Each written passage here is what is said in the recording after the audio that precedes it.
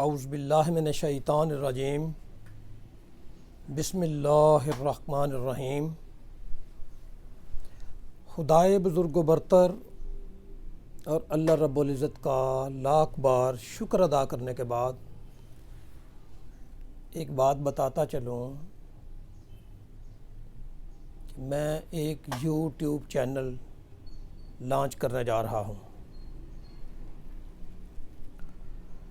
اس YouTube channel کو ناگزیر کیوں سمجھا گیا، اس کی ضرورت کو محسوس کیوں کیا گیا؟ اصل میں پہلے بات کرنے کے لیے، میسج کنوے کرنے کے لیے، دوستوں کے ساتھ کوئی بات شیئر کرنے کے لیے پرنٹ میڈیا درکار ہوتا تھا۔ آہستہ آہستہ زمانہ ترقی کرتا گیا، بات آگے بڑھتی گئی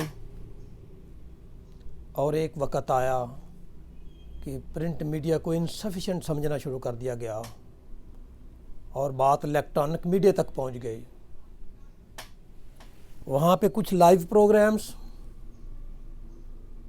اور کچھ ریکارڈڈ پروگرامز پیش کیے جانے لگے، لیکن جوں جدت طرازی بڑھی، سائنس اینڈ ٹیکنالوجی نے سفر کیا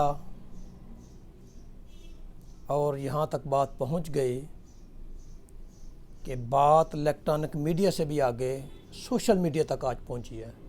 اب بات کرنے کے لیے، میسج کنوے کرنے کے لیے، خیالات کا اظہار کرنے کے لیے، جو آپ کہتے ہیں وہ کہنے کے لیے سوشل میڈیا کا سہارا لینا پڑتا ہے۔ لہٰذا میں نے فیصلہ کیا کہ میں بھی سوشل میڈیا کے اوپر ایک یوٹیوب چینل کو ترتیب دوں، اور میں آج سے اس کا آغاز کر رہا ہوں۔ آپ کی مخلصانہ اور شفیقانہ رہبری کا طلبگار رہوں گا۔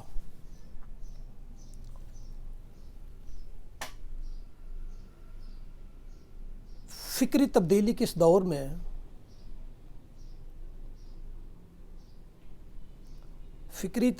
اس دور میں تعلیمی افکار و نظریات سے بات کا آغاز کرنا چاہتا ہوں۔ محکمہ تعلیم سے میرا تعلق، اور یہیں سے بات کا آغاز میرے لیے خوش آئند ہوگا۔ تو سب سے پہلے آج ہم بات کریں گے ایجوکیشن سسٹم ہے کیا، کن چیزوں سے مل کر یہ ایجوکیشن سسٹم بنتا ہے۔ تو سب سے پہلے اس کے اندر دو چیزیں ہیں، ایک لفظ ایجوکیشن ہے اور دوسرا سسٹم ہے۔ وہ میتھڈز، پروسیس یا ٹیکنیکس جن کے ذریعے ہم انسٹرکشن کو پاس آن کرتے ہیں یا ریسیو کرتے ہیں، اسے ایجوکیشن کہتے ہیں۔ سسٹم کیا ہے؟ نالج کی بڑھوتری کے لیے، اس میں اضافہ کرنے کے لیے، سکلز کو بہتر کرنے کے لیے، اقدار کو، ویلیوز کو بڑھانے کے لیے، مورائلز کو بلند کرنے کے لیے،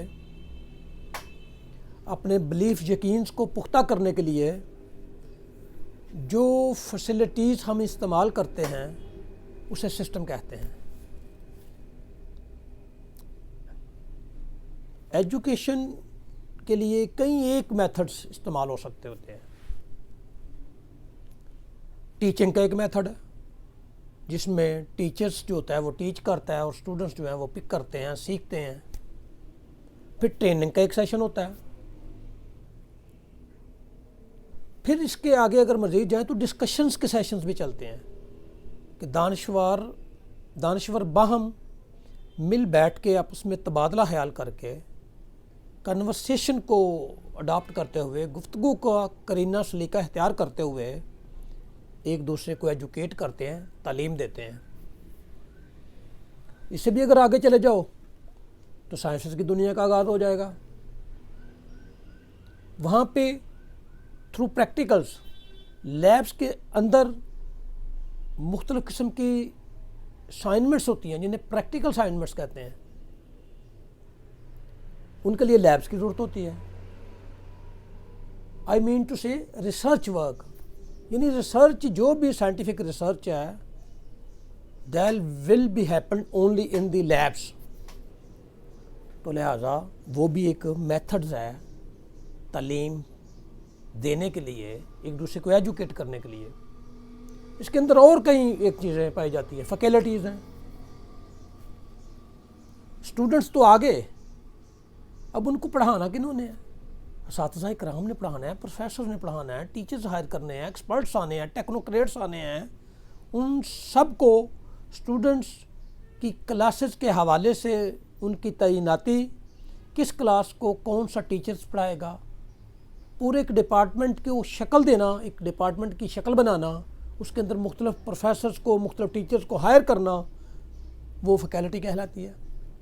یہ ایجوکیشن کی فیکلٹی ہے. یہ کیمسٹری کی فیکلٹی ہے. یہاں پہ لوگ بایولوجی بیٹھ کے پڑھتے ہیں، یہاں پہ اردو ادب سکھایا جاتا ہے، یہاں پہ انگلش لٹریچر کے رموز و اوقاف کے اوپر بات ہوتی ہے. تو یہ سارا کیا ہوگا؟ مختلف ڈپارٹمنٹس، مختلف فیکلٹیز ہوں گی، لہذا یہ ایک سسٹم کا حصہ ہوگا. فیکلٹیز ہائر ہو گئی، اسٹوڈنٹس آ گئے. اس کے بعد اور کئی چیزوں کی ضرورت ہوتی ہے، جیسے انفراسٹرکچر ہے. کالج کو کتنا بڑا بنانا ہے، اسکول کیسے بنانا ہے، لیبس کہاں کہاں پہ بننی ہیں، ان کا سائز کیا ہونا ہے، وہاں پہ ٹیبلز موجود ہے، کرسی موجود ہے، کیا وائٹ بورڈ لگا ہوا ہے، ملٹی میڈیا سسٹم کی موجودگی یقینی ہے وہاں پہ، لیبس کے اندر کتنے سٹولز پڑے ہوئے ہیں، کتنے ریکس ہیں، کون کون سے انسٹرومنٹس کی ضرورت ہے. یہ ساری کیا ہیں؟ انفراسٹرکچرز ہے. یہ ساری چیزیں کیسے مینیج ہوں گی؟ ریسورسز اگر بہتر ہوں گے. یعنی آپ نے فیکلٹیز ہائر کرنی ہے، انفراسٹرکچر بنانا ہے، تو یہ ریسورسز سے ہونا ہے. یہ کام کیسے چلنا ہے؟ رولز، لاز، ضابطے، تقاضے کون کون سے ہونے ہیں؟ صوبائی لیول پہ، گورنمنٹ کے لیول پہ، یعنی وفاقی لیول پہ آئین ساز اسمبلیز موجود ہوتی ہیں جو قوانین بناتی ہیں. قوانین بنا کے آگے ڈپارٹمنٹس کو ریفر کیے جاتے ہیں کہ ان قوانین کی موجودگی میں آپ نے اسے فنکشنل کرنا ہے. تو لہٰذا رولز لاز کی بھی ضرورت ہوتی ہے، ضابطوں کی بھی ضرورت ہوتی ہے. ان سب چیزوں کا خیال رکھنے کے لیے اس کے اوپر ایک ایجوکیشن منسٹری ہوتی ہے جس نے چیک اینڈ بیلنس رکھنا ہے. ایجوکیشن منسٹری کے ساتھ کیا کیا چیزیں وابستہ ہوتی ہیں؟ پارلیمنٹری سیکرٹریز ہوتے ہیں، سیکرٹریز ہوتے ہیں، ڈی پی آئی کالجز، ڈی پی آئی اسکولز ہوتے ہیں، ڈائریکٹرز ہوتے ہیں، ڈپٹی ڈائریکٹرز، اسسٹنٹ ڈائریکٹرز، اس کے جا کے اینڈ پہ جا کے پرنسپلز بھی ہوتے ہیں. ان سب لوگوں کا کیا کام ہے کہ ڈپارٹمنٹ کو فنکشنل کرنا ہے، دیکھ بھال کرنی ہے، چیک اینڈ بیلنس کے سسٹم کو کار فرما کرنا ہے تاکہ امپرومنٹ ہو سکے، ایجوکیشنل امپرومنٹ ہو سکے. پھر اس کو اسسٹ کرنے کے لیے فائنانشیل انسٹیٹیوشنز ہوتے ہیں، جیسے فائنانس منسٹری ہے. یہ ساری چیزوں کو ارینج کرنے کے لیے فائنانس کہاں سے آنی ہے؟ تو فائنانس منسٹری نے اس کو اسسٹ کرنا ہے ایجوکیشن منسٹری کو، لہٰذا وہ بھی اس کا ایک حصہ ہے ایجوکیشن سسٹم کا. پھر آپریشن اینڈ ریگولیشنز ہوتی ہیں کہ چیزوں کو آپریشنل کرنا ہے، اس سے ریگولیشن اس میں لانی ہے، اس کے اندر باقاعدگی لانی ہے، چیزوں نے فنکشنل ہونا ہے، آؤٹ پٹ وہاں سے آنی ہے، ثمرات سمیٹے جانے ہیں. تو وہ کس نے کرنے ہیں؟ آپریشن اینڈ ریگولیشن کا ایک ڈپارٹمنٹ ہوتا ہے. اس کے اوپر جا کے پلاننگ اینڈ ڈیولپمنٹ بھی ہوتی ہے کہ اگر کالج بنانا تو کون سے ایریے میں بنانا چاہیے، کتنے کمروں پہ مشتمل ہونا چاہیے، اس کا سائز کیا ہونا چاہیے، ہائٹ کیا ہونی چاہیے، لیبس کہاں پہ بننی ہے، لائبریری کو کہاں پہ ایڈجسٹ کرنا ہے، مینجمنٹ کے آفسز کہاں پہ بننے ہیں. تو یہ ساری چیزیں کون کرے گا؟ پلاننگ اینڈ ڈیولپمنٹ کرے گی. ایجوکیشن کے سسٹم کو اگر مزید آگے دیکھا جائے تو اس میں ٹیسٹنگ آرگنائزیشن بھی شامل ہوتی ہیں. امتحان کنڈکٹ کرنا ہے تو وہ ٹیسٹ کس نے لینا ہے؟ جیسے پاکستان کے اندر این ٹی ایس ایک ادارہ ہے. جب کوئی نوکری اناؤنس ہوتی ہے میڈیا کے اوپر یا اخبارات کے اوپر تو اس کے ابتدائی مراحل کے اندر کینڈیڈیٹ کو، امیدواران کو شارٹ لسٹ کرنے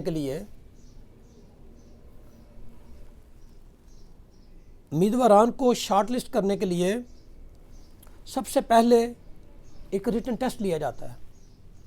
ٹیسٹ کہاں پہ ہونا ہے، کس نے کنڈکٹ کرنا ہے، کن کن ٹیچرز نے ویجیلیشن کرنی ہے، ان کے آگے رزلٹس کیسے بنانے ہیں، رزلٹس بنا کر ادارے کے ہینڈ اوور کرنے ہیں، یہ سارا کام ٹیسٹنگ آرگنائزیشنز کا ہوتا ہے۔ اس کے آگے مزید آگے چلے جاؤ تو دیکھیں گے کہ آپ کورسز بھی ہوتے ہیں، نصاب کون سا رکھنا ہے، اس کے اندر کون کون سی چیز کو کٹ کرنا ہے، کون سی چیز کو ایڈ کرنا ہے، کس کو ریموو کرنا ہے، وقت کی نزاکت کیا ہے۔ جیسے یہ کرونا کے اندر آ کے سمارٹ سلیبس کی ایک ٹرم کو انٹروڈیوس کروایا گیا کہ سمارٹ سلیبس کیا ہے، کن کن چیزوں کو ترجیحات میں رکھنا ہے، کون کون سے چیپٹرز کو پڑھنا چاہیے بچوں کو، اور کن کو ریموو کرنے سے کوئی حرج نہیں ہوگا۔ تو لہٰذا یہ جو ترجیحات ہیں یہ کسی ایک ڈپارٹمنٹ نے کرنی ہوتی ہے، جسے ٹیکسٹ بک بورڈ کہتے ہیں۔ انہوں نے سلیبس کا تعین کرنا ہے کہ کس کلاس کے لیے کون سا سلیبس ضروری ہے، اس میں تبدیلی کی ضرورت ناگزیر ہے یا نہیں ہے، یہ سارا فیصلہ ٹیکسٹ بک بورڈ کرتا ہے۔ اور میں سمجھتا ہوں کہ پاکستان کے اس ایجوکیشن سسٹم کے اندر یہ ایک بہت بڑا سسٹم ہے، یہ مدر آف سسٹمز ہے، مدر آف ڈپارٹمنٹس ہے۔ کسی بھی ملک کا، دنیا کا جو سب سے بڑا ڈپارٹمنٹ ہوتا ہے وہ ایجوکیشن ہوتا ہے۔ تو اس کے اندر پاکستان کے اندر اگر ایک مختلف اندازے کے مطابق اگر غور کیا جائے، دیکھا جائے تو تقریباً 2,60,65,000 ادارے موجود ہیں، سارے چھوٹے بڑے ملا کر، جس میں پرائمری اسکول سے لے کر یونیورسٹی تک تعلیم دی جاتی ہے، لوور سے لے کر پی ایچ ڈی تک لوگ تعلیم حاصل کرتے ہیں، اور کم و بیش 4 کروڑ لوگ اس سے استفادہ کر رہے ہیں، اور کم و بیش 15 16 17 لاکھ ٹیچرز اپنی خدمات سارا انجام دے رہے ہیں۔